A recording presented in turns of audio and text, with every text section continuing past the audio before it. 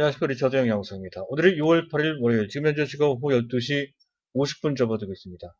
자, 일단, 지난주에 미국 증시, 미국 증시뿐만이 아닙니다. 유럽 증시도 포함을 해서, 그렇게 낮지 않은 상태에서 각각의 증시가 적어도 2 내지 3%씩 급등을 했습니다. 고용 서프라이즈 때문에 그런 것이죠. 경제가 드디어 본격적으로 회복할 것이다 라고 하는 기대감. 자, 그것 때문에 미 유럽 증시가 급등을 했다는 것이고, 이에 따라 우리 증시도 그렇지 않아도 흐름이 좋았으니까 삼성전자 위주의 대형주들이 지수를 이끄는 그런 장세, 적어도 지수가 1% 이상, 내지 적당하게는 2 내지 3% 정도 추가 상승이 충분히 기대되는 그런 상황이었습니다. 하지만 오늘 우리 시장 막상 뚜껑 열어봤더니 오히려 개장 초에는 정강hu약식으로 해서 지수가 지속해서 밀리는 모습. 현재에는 간신히 장중 내림세가 멈춰지긴 했지만 간신히 현재 보합권을 유지하는 정도로 진행이 되고 있습니다. 자, 이러한 흐름이 뭔가 좀 실망스럽죠. 또 습을 보게 되면 외국인 기관이 특별한 악재가 있다 이렇게 보이지도 않는데 일단 미국 증시가 강세를 잇지 못하는 가운데 수급이 현재 조금 불리하게 작용되고 있거든요. 다소 불안한 측면도 없지 않아 있는 것으로 그렇게 보이기도 합니다. 자, 그런 점을 이것저것으로 잘 판단을 해봐야 될 것 같습니다. 상황을 너무 낙관적으로 보는 것도 피할 필요가 있겠고, 상황을 너무 비관적으로 보는 것도 피해야 된다는 것이죠. 객관적으로 현재 상황이 어떤 상황인지를 파악을 좀 해둘 필요가 있겠습니다. 그래서 전체적으로 경제 상황을 짚어보도록 하고요. 간단하게 보겠습니다. 그리고 오늘 시장의 특징적인 상황, 또 특징주, 오늘 제가 말씀드릴 종목은 이런 와중에서도 급등을 하고 있는 FST, 그리고 네이버가 꽤 탄력적으로 올라가죠. 이 두 종목을 간단하게 역시 짚어보는 그런 시간을 하도록 하고요. 자, 마지막으로 이게 상당히 큰 악재로 작용되는 것 같은데요. 자, 삼성의 이재용 부회장이 영장심사에 들어갔죠. 오늘 내일 새벽 정도 될 것 같아요. 구속 여부가 결정이 될 것 같은데요. 이게 아마도 악재로 삼성뿐만 아니라 시장 전체에 대한 악재로 작용하는 측면도 좀 있습니다. 그것이 실제 구속으로 연결되면 또 어떻게 될지 이런 것까지를 어느 정도는 윤곽을 잡고 좀 봐야 된다는 것이죠. 그 진짜 악재가 되는 것인지 아닌지를 좀 볼 필요가 있겠습니다. 자, 오늘 이제 본론에 들어갈 건데요. 그 전에 간단하게 안내 말씀을 드릴까 합니다. 저희 현대투자연구소에서는 체험 VIP 회원을 모집하죠. 특히 이 방송을 청취 또는 시청하고 계시는 분들 중에 저한테 직접 현재 종목 운영과 관련된 코치나 도움 말씀을 받고 싶으신 분들, 뭐 특히 종목이 많거나 또는 어떤 특정 종목에 몰려 있거나 하신 분들은 아마 그게 필요하지 않을까 싶은데요. 자, 그런 분들은 한 체험 VIP 회원에 한번 가입을 해보시기 바랍니다. 자, 3개월에 100만 원이고요. 그런 뜻이 있으신 분들은 그 안내판에 계좌번호가 나가고 있죠.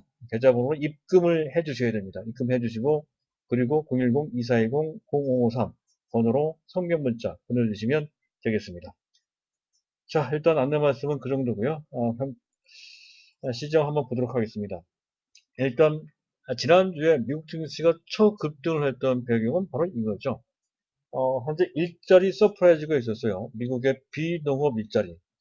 정부 부문, 민간 부문을 합계한, 그리고 비농업, 농업 부문은 뺀 그 일자리 수가 원래는 한 750만 개, 720만 개 정도 줄을 것으로 봤던 건데 의외의 결과가 나왔죠. 무려 250만 건이나 생겼다는 거예요. 사상 최대입니다. 그만큼 경기 회복이 빨리 이루어질 수 있다는 것이죠. 락다운이 해제됨에 따라서 그에 따라서 그 전에 해고를 했던 그런 업체들이 다시 그 일손들을 고용하면서 이런 효과가 나타났다 하는 것. 이에 따라 트럼프가 한껏 고무가 된 모양입니다. V자 회복을 장담했지만 그 정도를 넘어서 로켓처럼 현재 솟아나고 있다. 로켓 회복이다. 이런 말을 할 정도로까지 굉장히 빠른 속도로 회복되고 있다 하는 것이 배경이 돼서 미국 증시가 그 상태에서 추가 급등을 했다는 것이고요. 이에 보조를 맞춰서 WTI 가격이 많이 올라가는데 그 상태에서 또 5.7%나 또 급등을 하면서 배럴당 39.5달러 정도 수준까지 올라갔어요. 자, 원달러 환율이 또 내려가고 있죠. 약 3원 정도 내려가서 1203원까지 내려가 있는 그런 상태입니다. 잠깐 보도록 하겠습니다. 지금 위에 있는 차트는 현재 WTI 원유 가격 일봉 차트고요. 꾸준하게 계속 올라가고 있죠. 올라가면 올라갈수록 우리 증시는 일단 긍정적이다. 그렇게 이제 보시면 되고, 특히 전기차한테는 상당히 유리하게 작용된다라고 이제 보시면 되고요. 자, 밑에 있는 차트는 원달러 환율입니다. 최근 들어서 최근 2주 동안 비교적 가파르게 원달러 환율이 내려가는, 즉 달러 대비 원화 가치가 가파르게 올라가는 현상이 나타나고 있는데, 지금 기준선이 1200원입니다. 1200원 근처까지 내려가 있죠. 그 상태에서 한 단계 더 내려가는 그런 모습이 나오고, 그런 모습에서 조금 더 진행에 대해서 달러당 1150원 내지 더 밑에 1100원 수준까지 내려갈 수 있는 그런 흐름이 나올 때, 특히 지수와 함께 삼성전자가 보다 탄력적으로 본격적으로 올라가는 그러한 상황이 된다. 이렇게 전제하고 있죠. 지금은 그 경계선상에 있는 것 같습니다. 이 상태가 더 내려갈 수 있어야 된다는 것이죠. 일단 전반적인 흐름은 긍정적이다. 유가도 마찬가지고 환율도 마찬가지다. 이렇게 이제 설명해 드릴 수가 있고요. 자, 다음은 시장입니다. 시장을 보게 되면 외국인들이 현재 문제가 되는 건 외국인들이 선물도 5,700개나 매도하고 있습니다. 그리고 현재 코스피, 코스닥 모두 순매도, 삼각 순매도입니다. 기관들도 금융투자를 중심으로 해서 오늘은 연기금이 좀 매도를 하네요. 연기금이 지수 위치가 좀 높다고 보는 것 같아요. 연기금이 비교적 큰 규모로 지금 이 시각 1,000억 원 가깝게 매도하고 있고, 그것이 기관 전체 매도를 설명하고 있네요. 주로 연기금이 중심이 돼서 매도하고 있는 상태고, 코스닥도 매도를 하고 있는 상태다. 다만 선물만 좀 매수하는 다소 소극적인 태도를 보이고 있다는 것이죠. 아마도 어떤 악재를 약간 피하는 그런 측면으로 해석되는 그런 장면입니다. 자, 그런 상태이고요. 그리고 사실은 오늘 우리 시장만 이렇게 주춤거릴 뿐이지, 우리 증시 주변 상황은 나스닥 선물 나쁘지 않고요. 일본 증시 나쁘지 않으며 중국 증시도 큰 폭은 아니지만 어쨌든 강보합입니다. 이런 것들은 일단 긍정적이에요. 이것만 본다면 우리 증시가 장중에 이렇게 크게 밀릴 하등의 이유가 없다는 것이고요.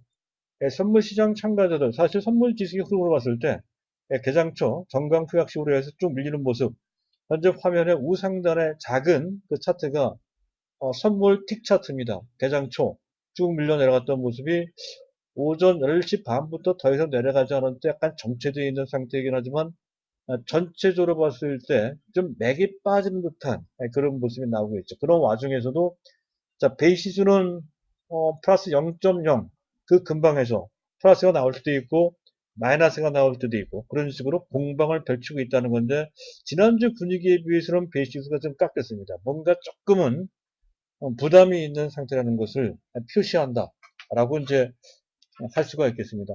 일단 그런 정도이고요. 자, 조금 더 보도록 하겠습니다.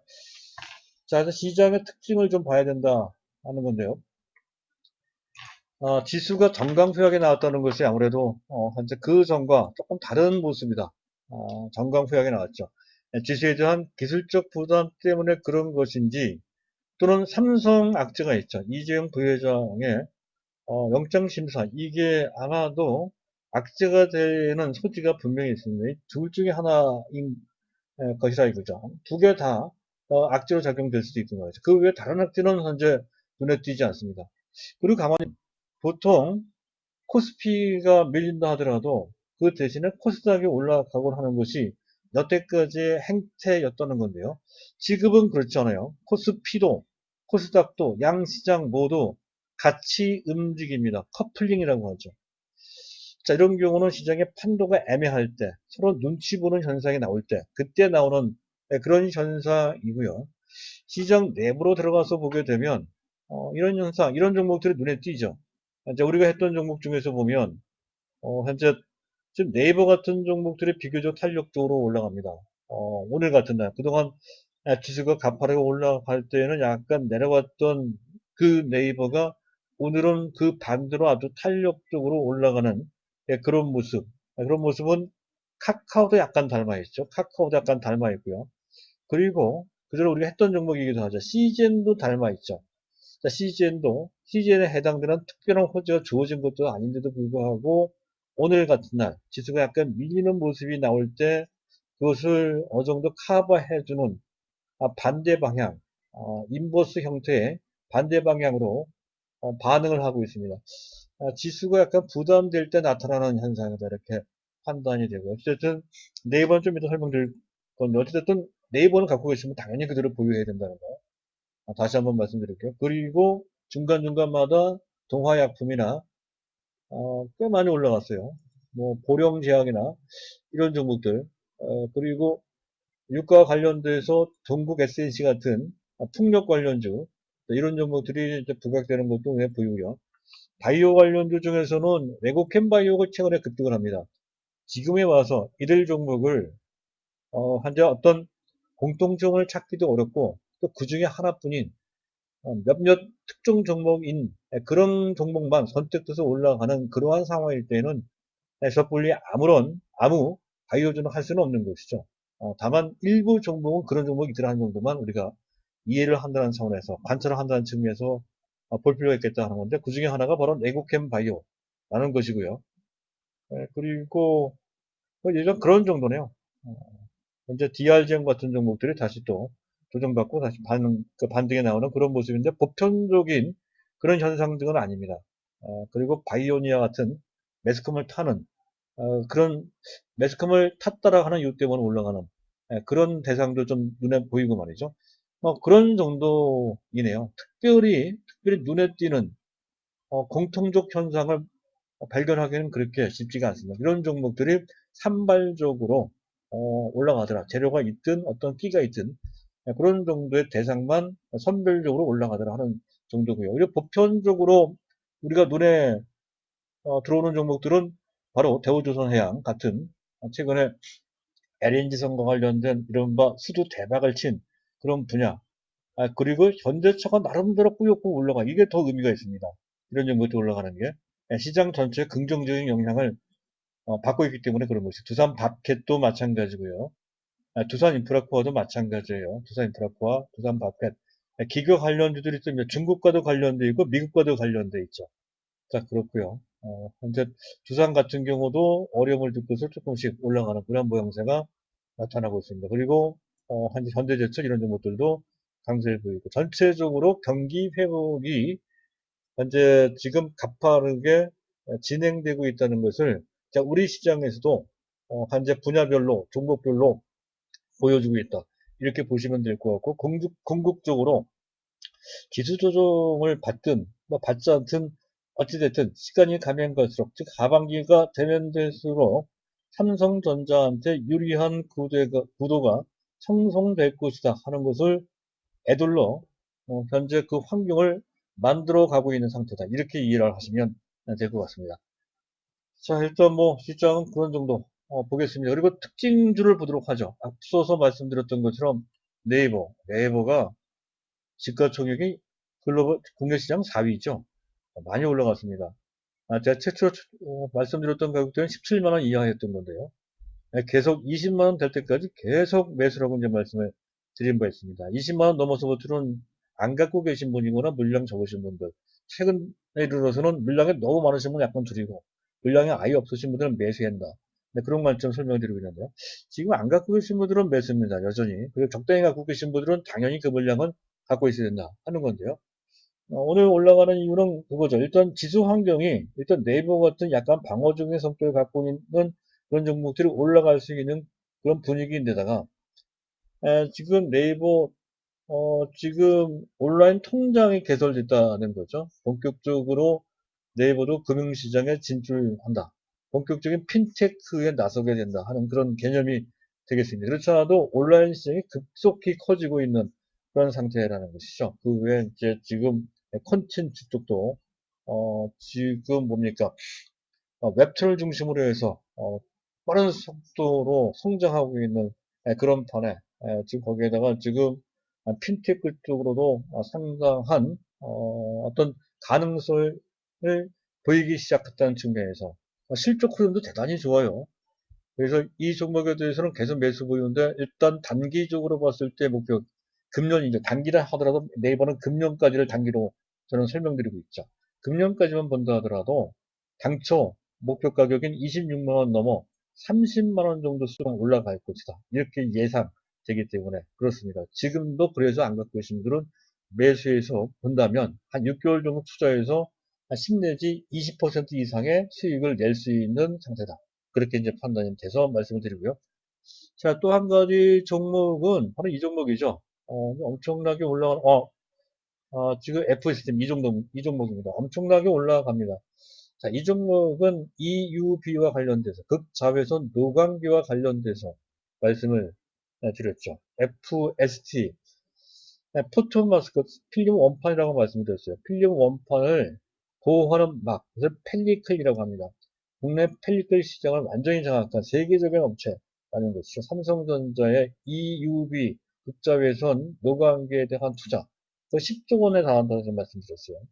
그 중에 먼저 치고 나간 종목은 SNS텍이고, 즉 SNS텍은 현재 그 포토마스크의 필름 원판, 블랭크 마스크를 만드는 국내 유일한 업체다 하는 관점에서 먼저 부각이 됐고요. 지금은 블랭크 마스크가 아닌 포톤 마스크입니다. 필름 원판이죠. 필름 원판의 보호막, 이게 펠리클입니다. 펠리클막. 이게 모두가 현재 노광 공정에서 소요되는 재료라는 그런 특징이 있다는 것이죠. 그러면 그 다음에 타자가 있을 것이라는 건데 제 3번 타자가 바로 동진세미캠이 되는 것 같아요. 동진세미캠. 말씀드렸죠. 동진세미캠은 좀 최근에 조금 올라가는데 주가로 본다면 19,000원대, 19,000원대, 19,500원 뭐 그런 정도. 한 2만 원 이하. 2만 원 이하면 안 갖고 계신 분들은 제 3번 타자 동진세미캠. 지금 현재 FST는 매수 못한다 하더라도 동진세미캠은 이제 매수해야 된다는 거고 제 4번 타자는 PSK가 될 것 같습니다. PSK죠. 이거는 이제 뭡니까? 포토레스트 드릴 스트립, 드라이 스트립이죠. 드라이 스트립. 그러니까 건식 세정 장비입니다. 건식 세정 장비를 만드는 실적이 대단히 가파르게 좋아지고 있다는 것이죠. 그래서 4번 타자입니다. 근데 일단 먼저 FST부터 먼저 말씀드리면 FST는 기술적으로 과열입니다. 기술적으로는 매도가 맞아요.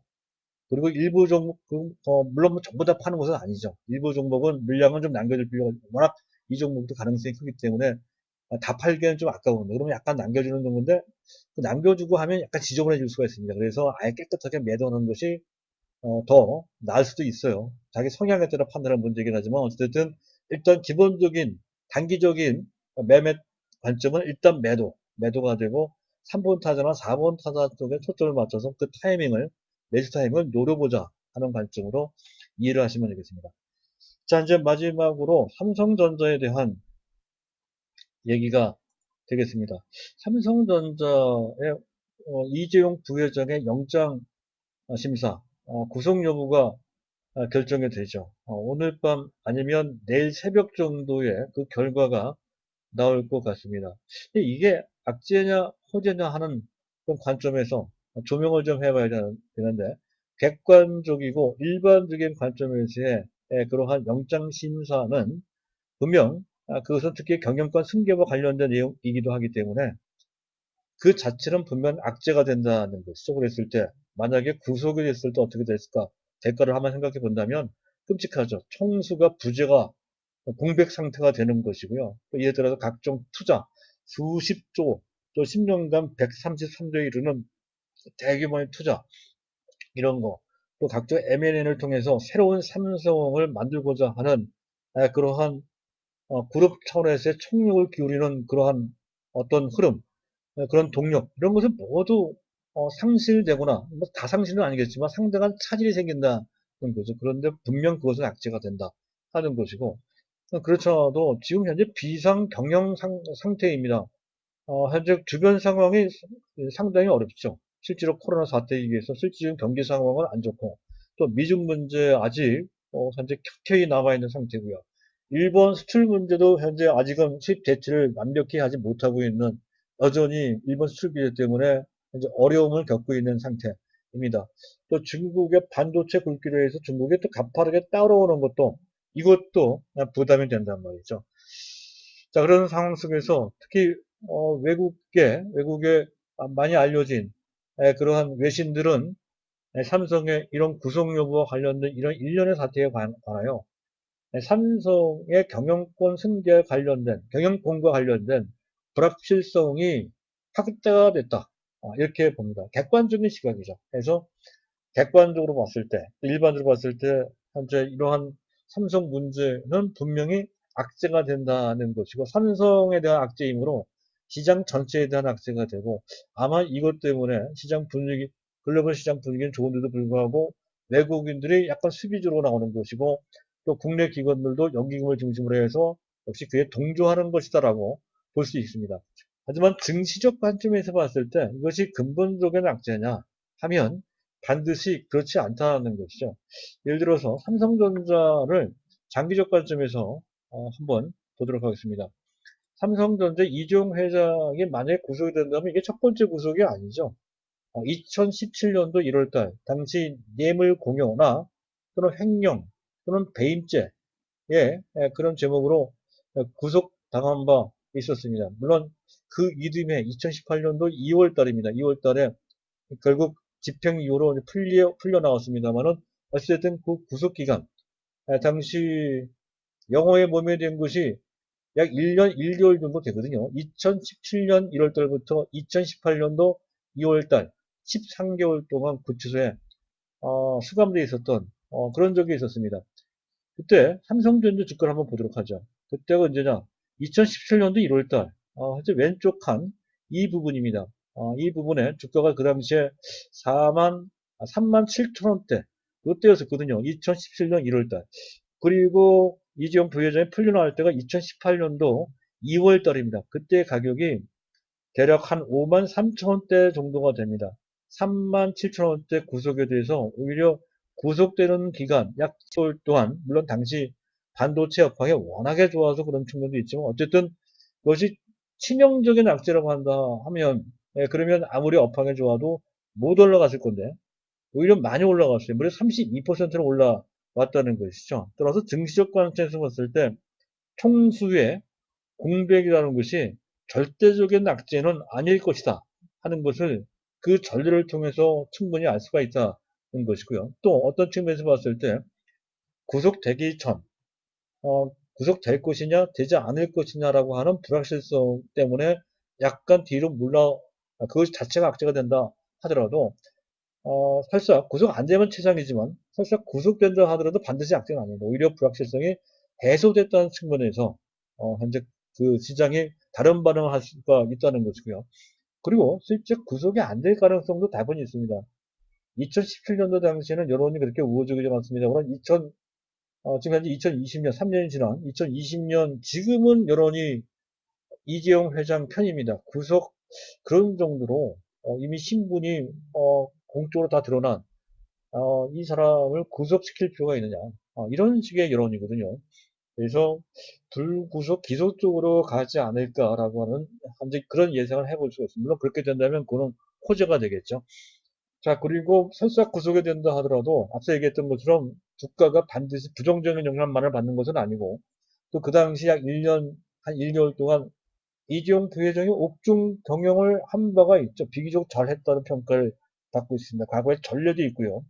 또 그 삼성그룹은 특정 옛날 이병철 회장이나 이건희 시대처럼 특정 개인의 역량에 의해서 좌지우지되는 그런 시스템이 아니죠. 시스템 경영을 하는 국내 최고의 맨파워에 의해서 개성되는 그런 그룹입니다. 그래서 총수가 그런 식으로 물리적 공백이죠. 물리적으로 그렇게 된다 하더라도 그 자체로 완전 경영에 큰 어떤 손실이 있다든가 그것에 의해서 치명적인 손상을 받는다든가 이런 것은 절대 아니라는 것이죠. 다만 제한적으로 경영 공백이 있고 그리고 현재 삼성그룹 입장에서 그래도 총수가 있는 게 당연히 총수가 있어야 되니까 약간 엄살을 피는 측면도 있습니다. 대국민을 향해서 대매스컴을 통해서 상황이 나쁘니까 구속을 면하게 해달라고 하는 그런 분위기를 조성을 좀 할 필요가 있어서 약간 좀 어려운 상황에 좀 과장된 측면도 좀 있죠. 네, 그런 측면을 감안한다면 이것이 반드시 악재만은 아니다. 그리고 만약에 구속이 안 된다면 최장이지만 설사 구속이 된다고 하더라도 그것 때문에 치명적인 어떤 문제가 생긴다라고 볼 수는 없다는 것이 현재 맞을 것 같습니다. 네, 그런 관점에서 본다면 삼성그룹의 문제에 대해 크게 신경 쓸 필요 없고요. 그리고 다만 문제가 있다고 하는 삼성그룹의 문제가 아니라 지수 위치가 너무 높아요. 현재 그게 문제입니다. 펀더멘털은 충분하지 않은데 무동성의 힘, 투자 심리, 경기 회복이라는 기대감, 그 투자 심리죠. 그리고 아주 막강한 유동성의 힘, 이것 때문에 올라가는 것. 지금은 뭐 거의 막을 수 없을 정도로 많이 올라오고 흐름은 지속될 것 같지만 마냥 이것이 지속되지는 않고요. 올라가면 올라갈수록 그 위험 부담은 가중됩니다. 차라리 그럴 바에는 약간 쉬고 가는 것이 더 나을 수 있는데 그럴 틈도 보이지 않고 그냥 지지하는 기관차처럼 올라가는 이 자체가 오히려 더 부담이면 부담이고 만약 오늘 우리 증시에서 주춤 그런 것이 삼성그룹 때문에 그런 것이라면 당장 내일부터 회복이 되겠지만 그렇지 않고 지수의 자체적인 부담 때문에 조정을 받는 것이라고 한다면 그 영향을 어느 정도 받을 것이다 하는 것. 그런 정도의 윤곽을 잡고 내일 시장도 보시면 되겠습니다. 자, 오늘 내용은 그런 정도고요. 그리고 이 방송을 애청해 주시는 그런 분들은 부탁 말씀드리면 가급적이면 구독 버튼을 꼭 눌러주시고요. 그리고 광고가 최근에 나가기 시작했죠. 광고도 이왕이면 끝까지 현재 시청을 좀 해주시기를 바란다는 말씀을 드리고자 합니다. 감사합니다.